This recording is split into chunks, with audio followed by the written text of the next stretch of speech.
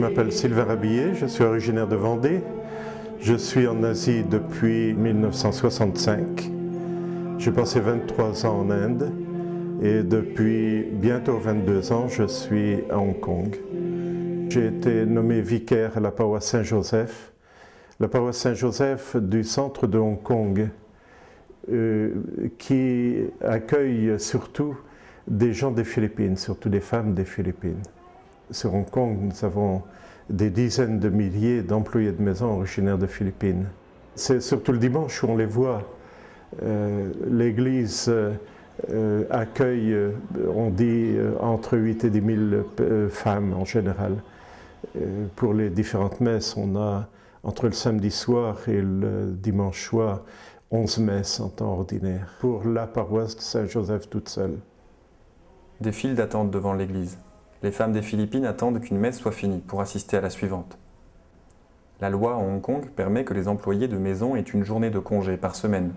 Cela permet aux Philippines, pour la grande majorité catholique, d'aller à la messe le dimanche. Le reste de la semaine, le quotidien est rude pour ces femmes immigrées.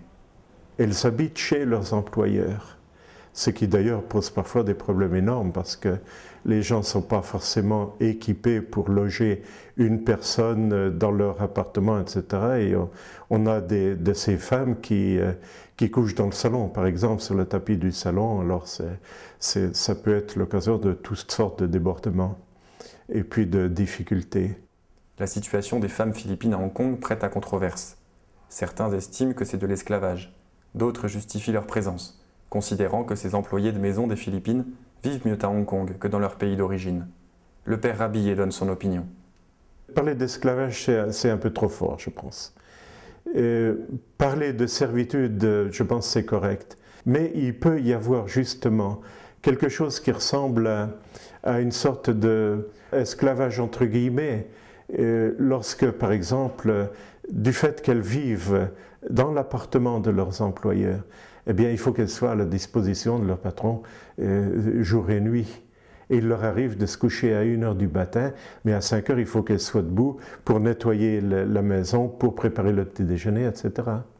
Et il arrive qu'une Philippina puisse être renvoyée de chez ses patrons, même au milieu de la nuit. On lui dit « tu prends ta valise et tu t'en vas ».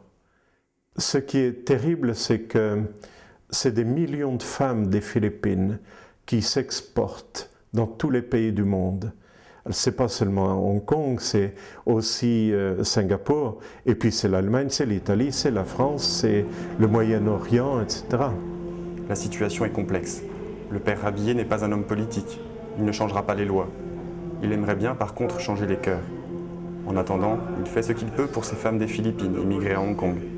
Il se met à leur service et les aide à surmonter les épreuves et les difficultés du quotidien.